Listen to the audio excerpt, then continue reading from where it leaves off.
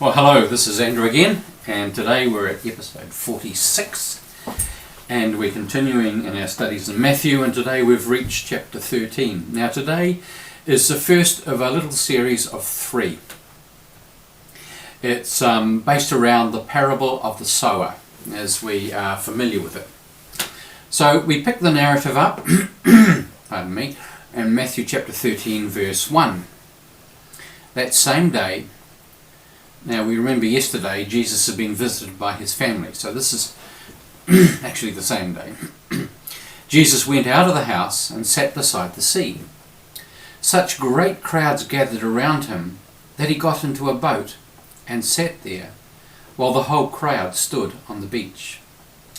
And he told them many things in parables, saying, "Listen, a sower went out to sow, and as he sowed, some seed fell on the path. And the birds came and ate them up. Other seeds fell on rocky ground, where they did not have much soil. And they sprang up quickly, since they had no depth of soil.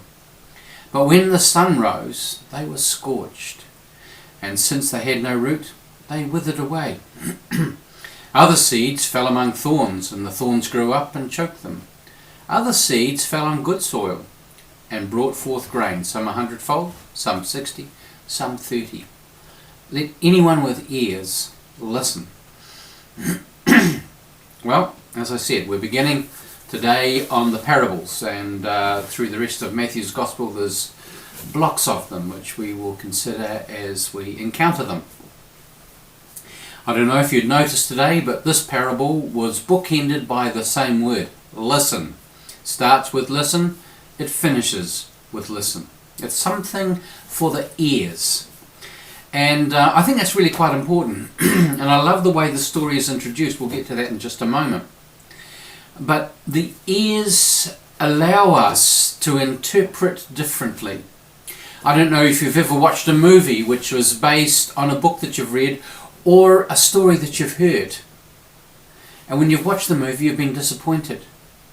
Because what you heard wasn't what you saw wasn't how you imagined it. You heard it differently, and so you find yourself a little bit disappointed. So a parable is a story that we can enter using our imagination. And I'll be talking in greater detail about the mechanics of this tomorrow. There will be a little bit about today. So one of the issues that some people have is the question of whether things actually happen or not. In my early days here at Opawa, after one service, I had a woman come up to me and she asked me about a story I'd told. It's a story that goes back to the Middle Ages, and it concerned a monastery. And she asked me if the story was true. And I said, okay. If by true, do you mean, did it ever happen? I have no idea. But if by true do you mean, is it telling the truth, then yes, it's a true story.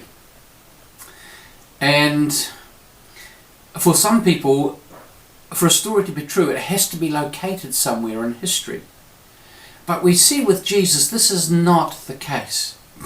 We see with his parables, he tells lots of stories. Did they actually happen?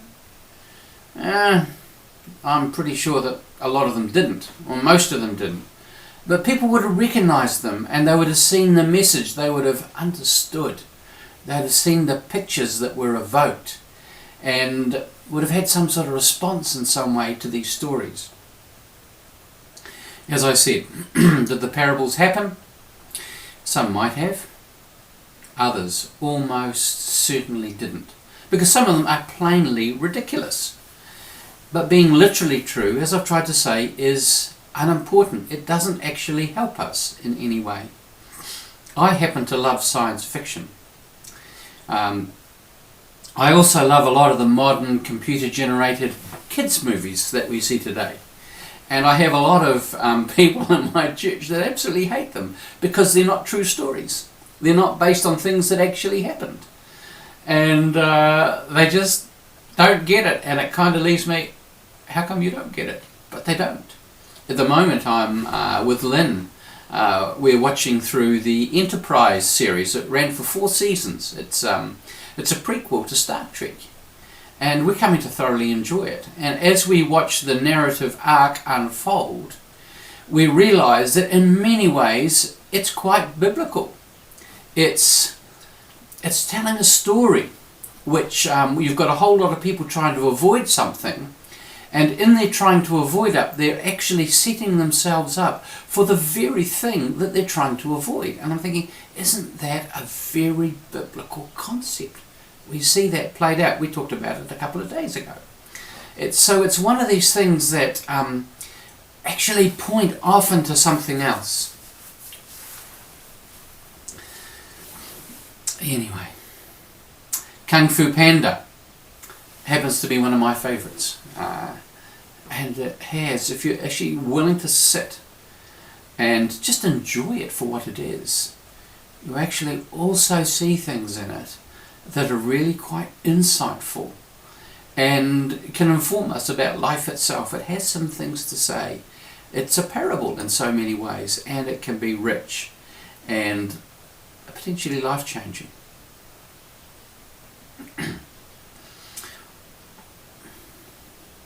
See, the thing about science fiction, I just want to go back to this for a minute, and also these other things, is that they decontextualize issues that we face in our everyday lives.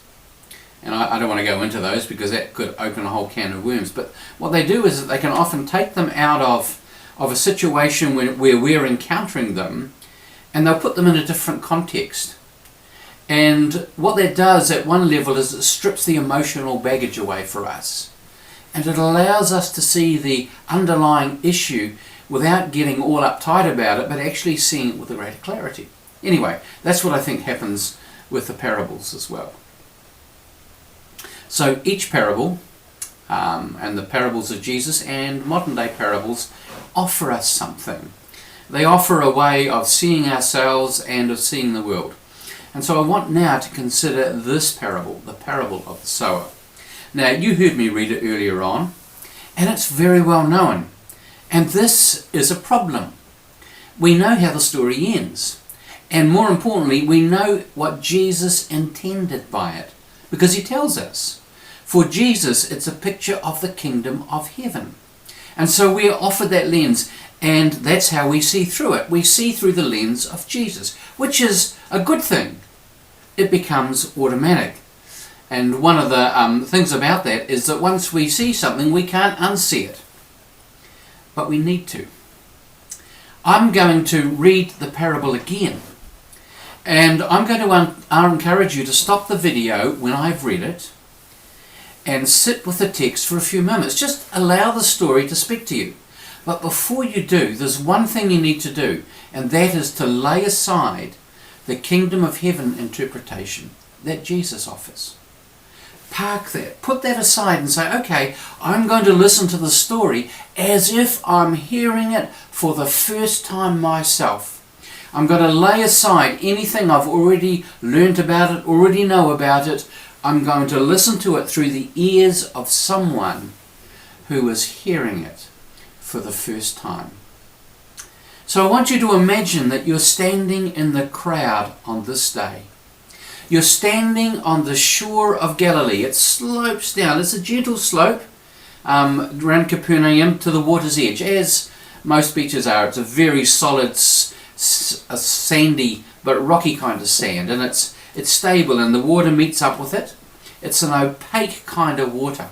I've been on it, and I remember as we were cruising across it quite slowly in a kind of approximation of a fishing boat that Jesus and his disciples might have used even on this day, that the water looks opaque. You could almost get out of the boat and walk on it. It has that kind of solid look about it. Anyway, I just want you to picture this, the water there with a fishing boat. And Jesus recognizing that there's far too many people for him to speak to in this place. There's nowhere. So what he does is he gets in the boat and he pulls out a little way. And he gets the disciples just to keep the boat steady. And he sits there and he talks to the crowd. So it becomes like a kind of stadium, a kind of amphitheatre. He can see all their faces. and they can all see him. And as the sound sort of reverberates in the space and echoes off the water, he doesn't even have to speak terribly loud. So I want you to put yourself in the crowd and imagine that you're standing there. You might be looking through the shoulders of a couple of other people, and you're seeing Jesus on the boat there, and he's starting to talk to you. Remember, this is the first time you're hearing this. Listen. A sower went out to sow. And as he sowed, some seeds fell on the path, and the birds came and ate them up. Other seeds fell on rocky ground, where they did not have much soil, and they sprang up quickly, since they have no depth of soil. But when the sun rose, they were scorched, and since they had no root, they withered away. Other seed fell among thorns, and the thorns grew up and choked them. Other seed fell on good soil and brought forth grain, some 100-fold, some 60, some 30. Let anyone with ears listen. Okay, I encourage you to turn off the video for a moment and just sit with it and ask what it means for you. How does it speak to you today?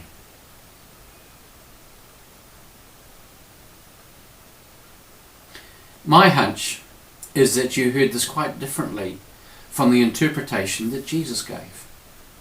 It was all about me. It spoke to my heart. It was about where I put my energy, put my focus, and what I give my life to. It was very clear as I sat with that. So this wasn't about the kingdom of God at all. This was about me and about my life. This is about what Jesus was saying to me in my life, where I am, in my context now. And this is the whole point. It speaks to each of us where we are now.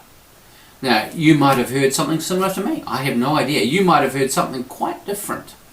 You might have even tapped into what Jesus was saying, at which point I'd be kind of disappointed, but it may have happened that way. I don't know. As we move on to the next section of the text, which will be tomorrow, we'll spend more time considering this phenomenon, how stories, how parables work, and the way in which our minds absorb and interpret them, because it's really, really important. We'll also consider why Jesus used them, as he recognized them to be such a powerful tool. But I want to suggest it may not be in the way that you think. Anyway, that's it for today. You may want to return to the parable and spend a little more time sitting with it. And you want to invite the Lord to show you what he wants you to see, what he wants you to engage with, what he wants you to understand. Allow your imagination to be open to the possibilities of Jesus speaking to you in a new way. Well, God bless you.